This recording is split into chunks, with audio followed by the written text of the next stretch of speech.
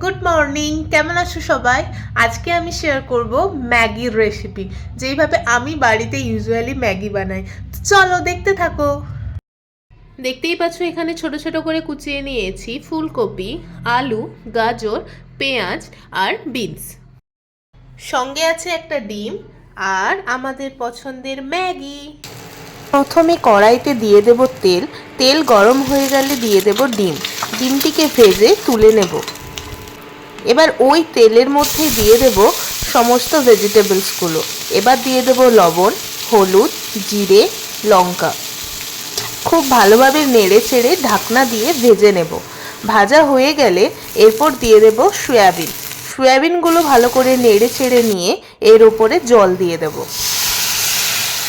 জল ফুটে গিয়েছে, এবার এর উপর ম্যাগি দিয়ে দিচ্ছি।